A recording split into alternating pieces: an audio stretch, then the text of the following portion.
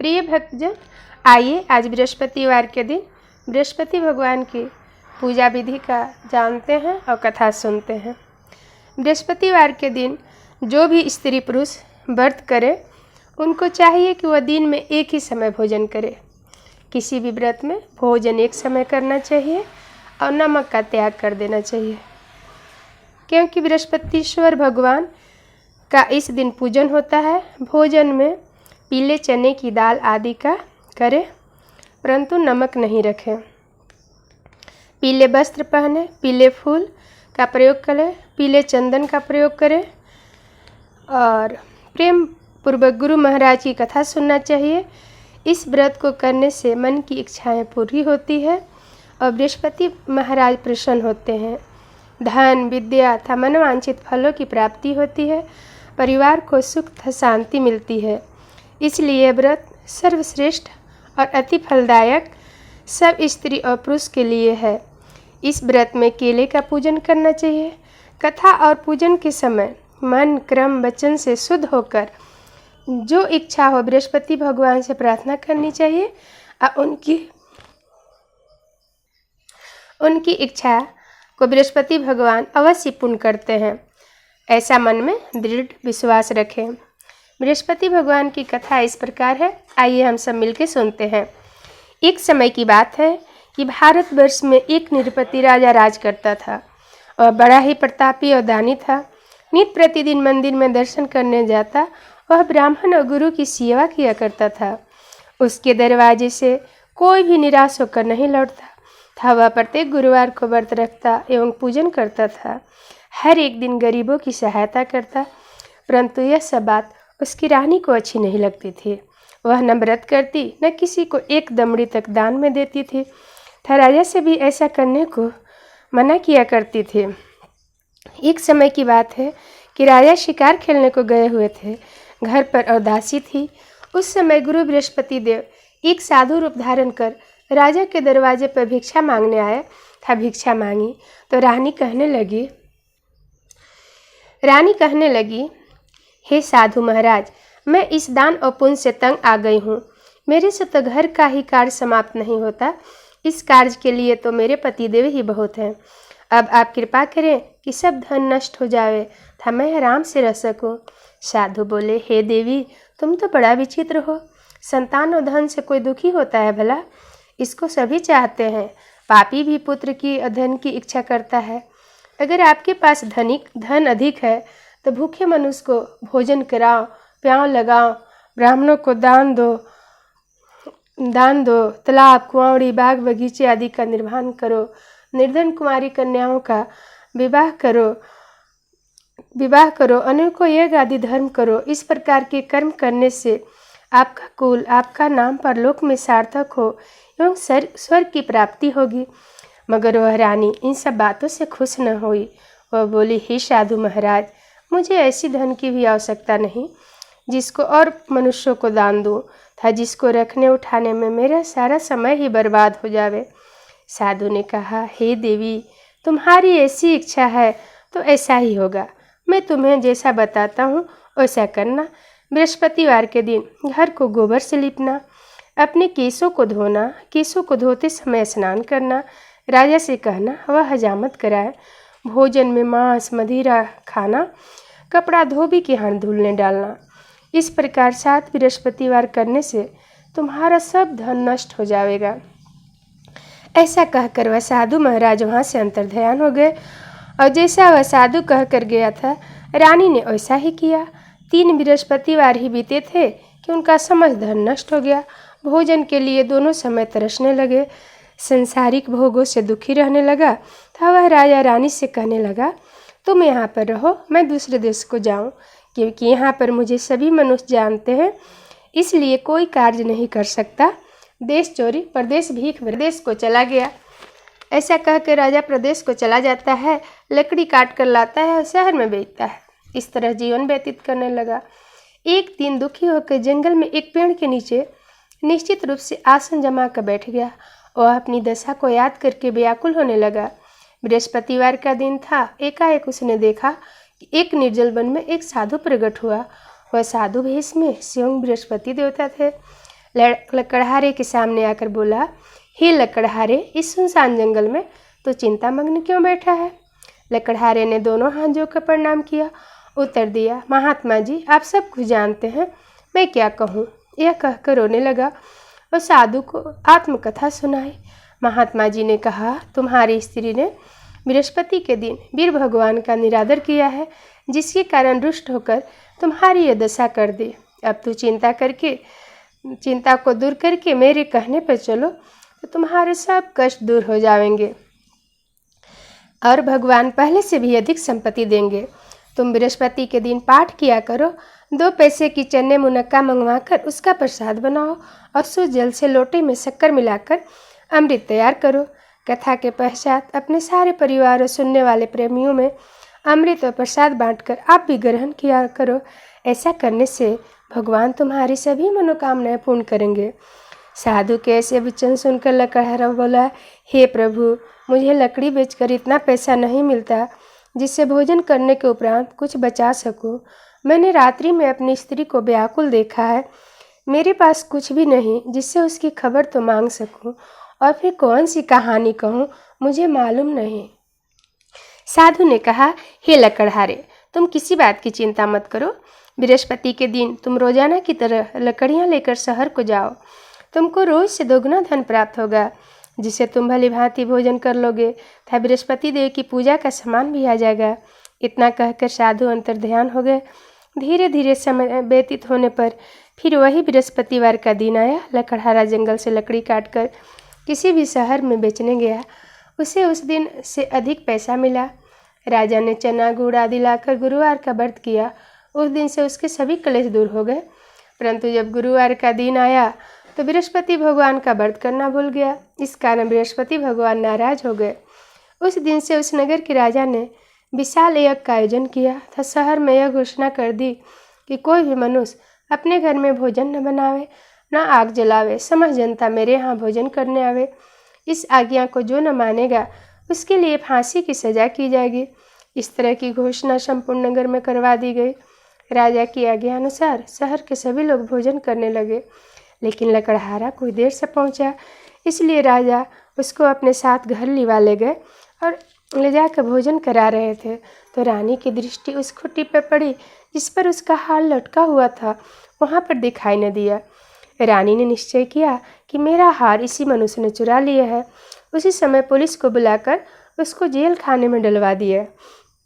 जब लकड़हारा जेल खाने में पड़ गया और बहुत दुखी होकर विचार करने लगा कि न जाने कौन से पूर्व जन्म के कर्म से मेरे लिए दुख प्राप्त हुआ है, उसी समय साधु को याद करने लगा जो कि जंगल में मिला था। उसी समय तत्काल बृहस्पति देवता साधु के रूप में प्रकट हो और उसकी दशा को देखकर कहने लगे, अरे मूर्ख, तूने बृहस्पति देव की कथा नहीं करी, इसी कारण तुझे दुख प्राप्त हुआ है। अब चिंता मत कर। अब बृहस्पति के दिन जेल खाने के दरवाजे पर 4 पैसे पड़े मिलेंगे, उससे तो बृहस्पति देव की पूजा करना, तेरे सभी कष्ट दूर हो जाएंगे। बृहस्पति के रोज उसे 4 पैसे मिले। लकड़हारे ने कथा कही। उसी रात्रि को बृहस्पति देव ने उस नगर के राजा को स्वप्न में कहा, हे राजा, तुमने जिस आदमी को जेल खाने में बंद कर दिया है वह निर्दोष है, वह राजा है, उसे छोड़ देना। रानी की हार उसी खूंटी पर लटका है। अगर तू ऐसा नहीं करेगा तो मैं तेरे राज को नष्ट कर दूंगा। इस तरह रात्रि के स्वप्न को देखकर राजा प्रातःकाल उठा और खूंटी पर हार देखकर लकड़हारे को बुलाकर क्षमा मांगी तथा लकड़हारे की योग सुंदर वस्त्र आभूषण देकर विदा किया। बृहस्पति देव की आज्ञा अनुसार लकड़हारा अपने नगर को चल दिया। राजा जब अपने नगर के निकट पहुंचा तो उसे बड़ा आश्चर्य हुआ। नगर में पहले से अधिक बाग, तालाब, कुआं था। बहुत सी धर्मशाला, मंदिर आदि बन गई थी। राजा ने पूछा, यह सब किसका बाग और धर्मशाला है? तब सब नगर के सब लोग कहने लगे, यह सब रानी और बांदी के हैं। तो राजा को बड़ा आश्चर्य हुआ, गुस्सा भी आया। जब रानी ने यह खबर सुनी कि राजा आ रहे हैं तो उसने बांदी से कहा, हे दासी, देख राजा हमको कितनी बुरी हालत में छोड़ गए थे। हमारी ऐसी हालत देखकर वह लौट न जाए, इसलिए तू दरवाजे पर खड़ी हो जा। आज्ञा अनुसार दासी दरवाजे पर खड़ी हो गई। राजा आया तो उन्हें अपने साथ लिवा लाई। तब राजा ने क्रोध करके अपनी रानी से पूछा, यह धन तुम्हें कैसे प्राप्त हुआ है? तब उन्होंने कहा, हमें यह सब धन बृहस्पति देव की इस व्रत के प्रभाव से प्राप्त हुआ है। राजा ने निश्चय किया कि 7 रोज बाद तो सभी बृहस्पति देव का पूजन करते हैं, परंतु मैं रोजाना दिन में 3 बार कहानी कहा करूँगा, तो हर रोज व्रत किया करूँगा। अब हर समय राजा के दुपट्टे में चने की दाल बंधी रहती थी। दिन में 3 बार कहानी कहता। एक रोज राजा ने विचार किया, चलो अपनी बहन के यहाँ हो आवे। इस तरह निश्चय कर राजा घोड़े पर सवार हो अपनी बहन के यहाँ को चलने लगा। मार्ग में उसने देखा कि कुछ आदमी एक मुर्दे को लिए जा रहे हैं। उन्हें रोककर राजा कहने लगा, अरे भाइयों, मेरी बृहस्पति देव की कथा सुन लो। वे बोले, लो, हमारा आदमी मर गया है, इनको अपनी कथा की पड़ी है। कुछ आदमी बोले, अच्छा है, कहो, हम तुम्हारी कथा भी सुनेंगे। राजा ने दाल निकाली और जब कथा आधा हुई थी कि मुर्दा हिलने लगा, और जब कथा समाप्त हो गई तो राम राम करके मनुष्य उठ के खड़ा हो गया। आगे मार्ग में उसे एक किसान खेत में हल चलाता मिला। राजा ने उसे देख और उससे बोला, अरे भैया, तुम मेरी बृहस्पति भगवान की कहानी सुन लो। किसान बोला, जब तक तेरी कथा सुनूंगा तब तक 4 हरया जोत लूँगा, जा कथा और किसी को सुनाना। इस तरह राजा चलने लगा। राजा के हटते ही बैल पछाड़ खाकर गिर गया था। उसके पेट में बड़ी जोर का दर्द होने लगा। उस समय उसकी माँ रोटी लेकर आई। उसने यह सब देखा तो अपने पुत्र से सब हाल पूछा। बेटे ने सभी हाल कह दिया। बुढ़िया दौड़ी दौड़ी उस घुड़सवार के पास गई। उससे बोली कि मैं तेरी कथा सुनूंगी, तू कथा मेरे खेत पर चलकर ही कहना। राजा ने बुढ़िया के खेत पर जाकर कथा कही, जिसके सुनते ही वह बैल उठ खड़े हुए तो किसान के पेट का दर्द भी बंद हो गया। राजा अपनी बहन के घर पहुंचा। बहन ने भाई की खूब मेहमानी की। दूसरे रोज प्रातःकाल राजा जगा तो वह देखने लगा कि सब लोग भोजन कर रहे हैं। राजा ने अपनी बहन से कहा, ऐसा कोई मनुष्य है जिसने भोजन न किया हो? मेरी बृहस्पति भगवान की कथा सुन ले। बहन बोली, हे भैया, यह देश ही ऐसा है, यहाँ पहले लोग भोजन करते हैं, बाद में अन्य काम करते हैं। अगर कोई पड़ोस में हो तो मैं देखाऊं। ऐसा कहकर देखने चली गई, परंतु उसे कोई ऐसा व्यक्ति नहीं मिला जिसने भोजन न किया हो। अतः वह कुम्हार के घर गई, जिसका लड़का बीमार था। उसे मालूम हुआ कि उनके यहाँ 3 रोज से किसी ने भोजन नहीं किया। रानी ने अपने भाई की कथा सुनने के लिए कुम्हार से कहा। वह तैयार हो गए। राजा ने जाकर बृहस्पति भगवान की कथा कही, जिसको सुनकर उसका लड़का ठीक हो गया। अब तक राजा की प्रशंसा होने लगी। एक रोज राजा ने अपनी बहन से कहा, हे बहन, हम अपने घर को जाएंगे, तो भी तैयार हो जा। राजा की बहन ने अपनी सास से कहा। सास ने कहा, हाँ चली जा, परंतु अपने लड़के को मत ले जाना, क्योंकि तेरे भाई को कोई औलाद नहीं है। बहन ने अपने भैया से कहा, भैया, मैं तो चलूँगी, पर कोई बालक नहीं जाएगा। राजा बोला, जब कोई बालक ही नहीं जाएगा तो तू चलकर क्या करेगी? बड़े दुखी मन से राजा अपने नगर को लौट आया। राजा ने अपने रानी से कहा, हम निर्वंशी हैं। राजा ने इसलिए हमारा मुंह देखने का कोई धर्म नहीं है और कुछ भोजन आदि नहीं किया। रानी बोली, हे प्रभु, बृहस्पति देव ने हमें सब कुछ दिया है, हमें औलाद अवश्य देंगे। उसी रात को बृहस्पति देव ने राजा से स्वप्न में कहा, हे राजा, उठ, सभी सोई त्याग दे, तेरी रानी गर्भ से है। राजा को यह बात सुनकर बड़ी खुशी हुई। 9वें महीने में उनके गर्भ से एक सुंदर पुत्र पैदा हुआ। तब राजा बोला, हे रानी, स्त्री बिना भोजन के रह सकती, पर बिना कहे नहीं रह सकती। जब मेरी बहन आवे तो तुम उससे कुछ कहना मत। रानी ने सुनकर हाँ कर दिया। राजा की बहन ने जब यह शुभ समाचार सुना तो बहुत खुश हुई था। बधाई लेकर अपने भाई के यहाँ आई। रानी ने कहा, घोड़ा चढ़कर नहीं आई, गधा चढ़ी आई। राजा की बहन बोली, भाभी, मैं इस प्रकार न कहती तो तुम्हें औलाद कैसे मिलता? बृहस्पति देव ऐसे ही है, जैसे जिसके मन में कामना है सभी को पूर्ण करते हैं। जो सद्भावनापूर्वक बृहस्पतिवार का व्रत करता है, कथा पढ़ता है अथवा सुनता है, दूसरों को सुनाता है, बृहस्पति देव उसकी सभी मनोकामना पूर्ण करते हैं। भगवान बृहस्पति देव उसकी सदैव रक्षा करते हैं।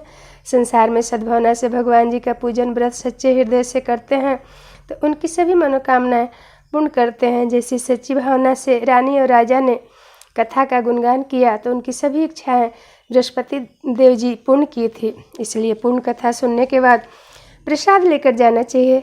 हृदय से मनन करते हुए जयकारा बोलना चाहिए। बोलिए बृहस्पति भगवान की जय, माता लक्ष्मी की जय। आइए बृहस्पति भगवान की आरती कर लेते हैं।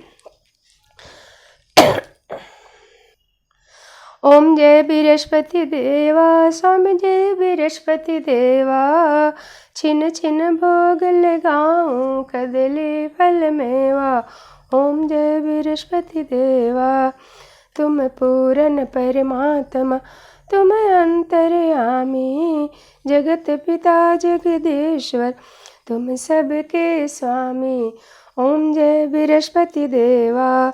चरणामृत निज निर्मल सब पातक हरता, सकल मनोरथ दायक, कृपा करो भरता। ओम जय बृहस्पति देवा। तन मन धन अर्पण कर, जो जन शरण पड़े, प्रभु प्रगट तब होकर, आकर द्वार खड़े। ओम जय बृहस्पति देवा। दीन दयाल दयानिधि, भक्तन हितकारी, पाप दोष सब हरता, भवबंधन हारी। ओम जय बृहस्पति देवा। सकल मनोरथ दायक, सब संशय तारो, विषय विकार मिटाओ, संतन सुखकारी। ओम जय बृहस्पति देवा। जो कोई नर आरती तेरी, प्रेम सहित गावे, ज्येष्ठानंद बंद सो सो, निश्चय फल पावे। ओम जय बृहस्पति देवा, स्वामी जय बृहस्पति देवा। बोलिए बृहस्पति भगवान की जय, माता लक्ष्मी की जय। जो कोई भी इस वीडियो को देख रहे होंगे, लाइक कीजिएगा और शेयर कीजिएगा।